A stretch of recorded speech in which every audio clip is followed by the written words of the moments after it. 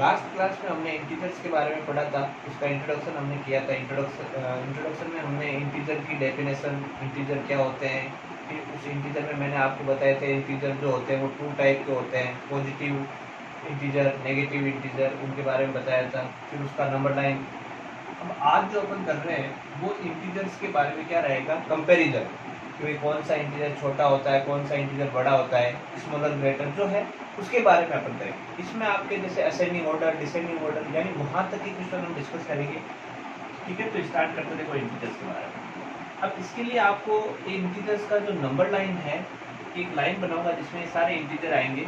Integers का मतलब हमारे यहाँ पर होता है जीरो, और जीरो से छोटे जो इंटीजर्स होते हैं उनको बोलते हैं नेगेटिव यानी माइनस के इंटीजर, और जीरो से जो बड़े होते हैं उसको बोलते हैं positive integer.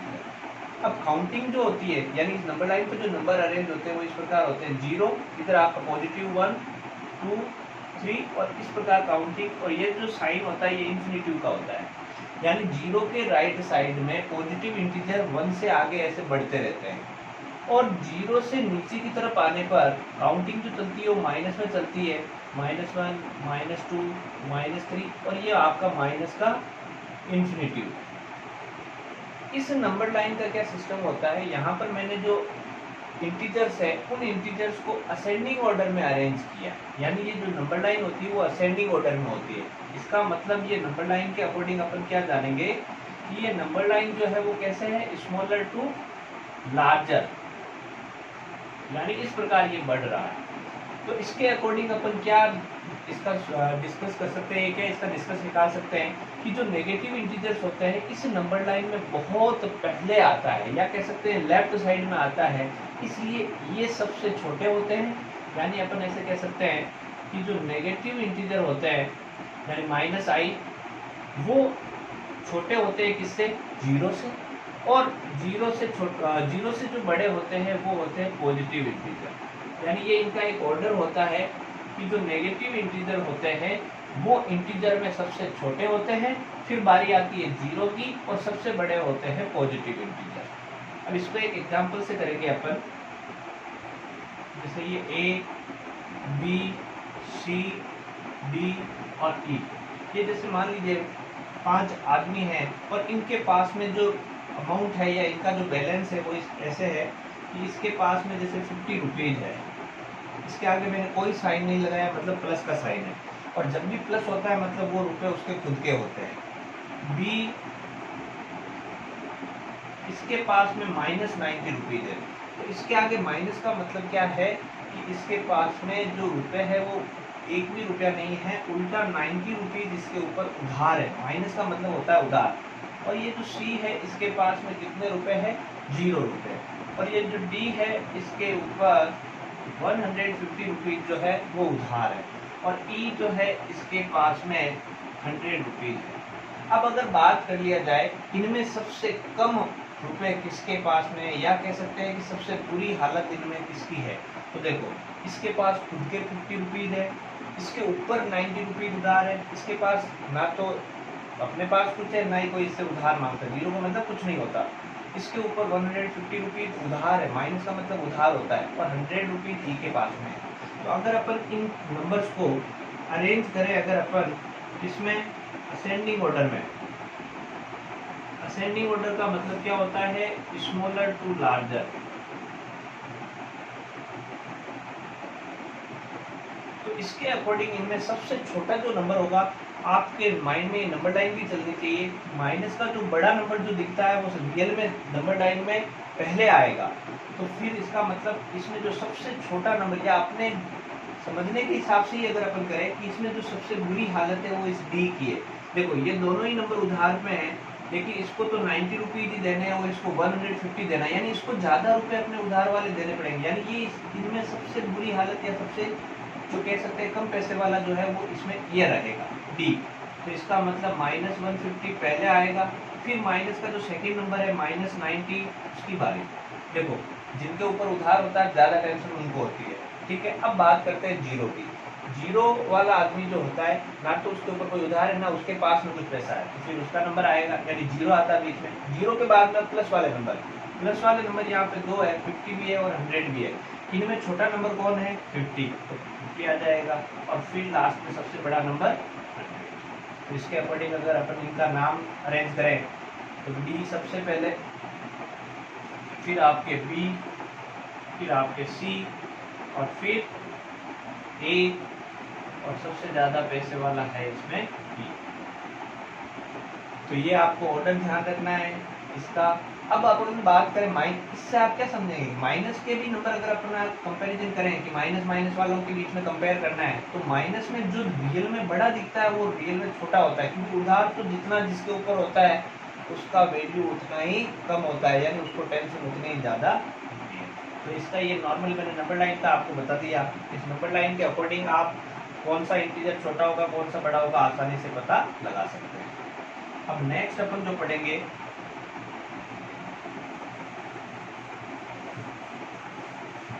Addition and subtraction of integer.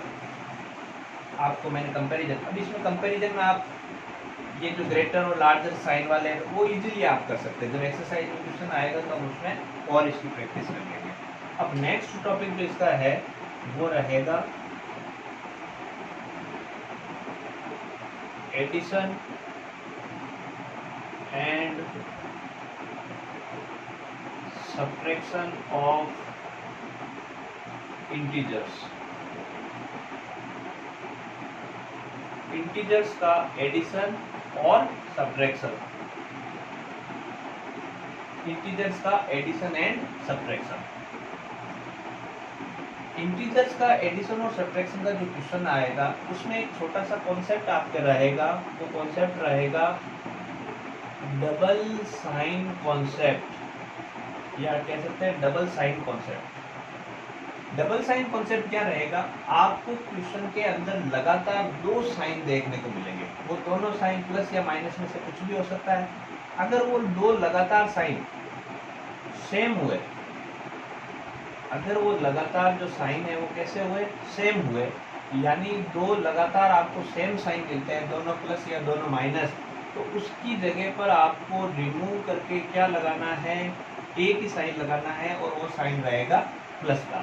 और अगर वो दोनों साइन आपको अपोजिट मिलते हैं, यानी कह सकते हैं डिफरेंट मिलते हैं, एक जगह प्लस है एक जगह माइनस है, तो उन दोनों साइन को हटाकर उसकी जगह क्या लगाना है? माइनस लगाना है। इस कॉन्सेप्ट का यूज आप एडिशन और सब्ट्रैक्शन करते समय इंटीजर्स के करेंगे। अब यहाँ पर मैं एडिशन और सब्ट्रैक्शन की कुछ क्वेश्चंस कर रहा हूँ। जैसे ये आपका है 10, इसमें मुझे ऐड करना है -5। अब आप यहाँ पर डबल साइन कॉन्सेप्ट है उसको आसानी से देख पाएंगे। यहाँ पर ये जो दो साइन है वो लगातार आ रहे हैं, यानी डबल साइन बोल सकते हो आप उसको। तो आपको सबसे पहले इसके सॉल्यूशन में यहाँ से ये जो डबल साइन है उस डबल साइन को रिमूव करना है, हटाना है। तो अपन इस कॉन्सेप्ट में देखेंगे कि अगर दोनों साइन अपोजिट होते हैं, अलग अलग होते हैं, तो उनको हटाकर उनकी जगह एक ही साइन लगाना है, और वो साइन कौन सा रहेगा? माइनस का। तो देखो ये 10 तो एज इट इज आएगा, ये डबल साइन हटके इनकी जगह क्या लग जाएगा? माइनस, और आगे जो 5 है वो 5 का 5 लिख देंगे। तो 10 में से 5 माइनस करने पर आंसर आएगा आपके 5। अब नेक्स्ट जो है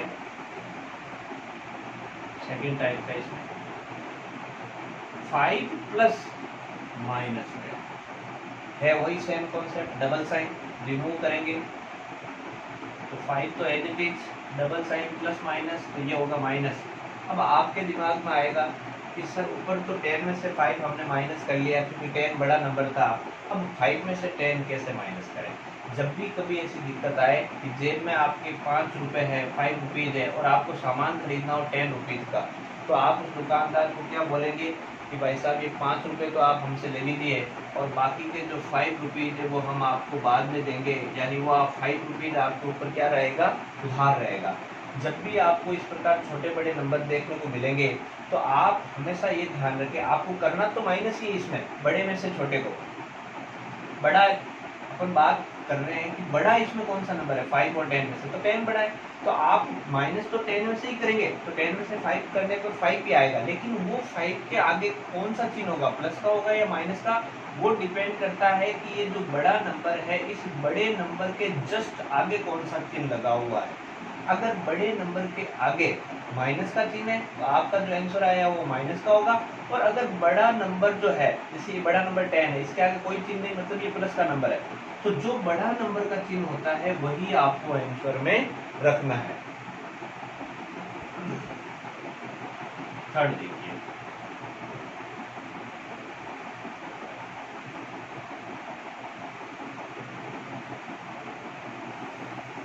डबल साइन रिमूव करेंगे, ये -5 as it is, plus minus इसको रिमूव करेंगे तो माइनस कर देंगे। अब तो कैसे माइनस करेंगे, ये दोनों ही नंबर माइनस के हो गए, तो जब दोनों ही नंबर सेम साइन के होते हैं, जब दोनों ही नंबर सेम साइन के होते हैं उस समय करना होता है एडिशन। अब आप कहेंगे सर इसको कैसे करें एडिशन, ये तो दोनों ही नंबर माइनस के, तो आप नंबर का टोटल करो, यानी 5 और 10 इसका टोटल होता है 15। अब आपको ये देखना है कि ये टोटल प्लस का आएगा या माइनस का। अगर वो दोनों नंबर माइनस के होते हैं तो इसका मतलब ये जो टोटल आएगा वो माइनस का आएगा। अगर यही क्वेश्चन 5 + 10 यानी दोनों ही प्लस के टोटल होता तो आपका यहाँ पर आंसर प्लस का 15 आता। तो यहाँ पर मैं जो भी क्वेश्चन यहाँ पर मैं आपके लिए एग्जाम्पल के रूप में सोल्व कर रहा हूँ, उसमें मैं हर छोटी से छोटी आपकी जो प्रॉब्लम आ सकती है वो आपके सब में इसमें इंक्लूड कर रहा हूँ। जो भी एग्जाम्पल यहाँ पर आ रहा है वो सब एक दूसरे से अलग है, उसमें हर छोटा सा छोटा पॉइंट जो है वो जो भी इसमें डिफरेंस है वो अपन डिस्कस कर रहे हैं। अब नेक्स्ट एक थोड़ा सा बड़ा क्वेश्चन अपन इसमें डिस्कस करते हैं।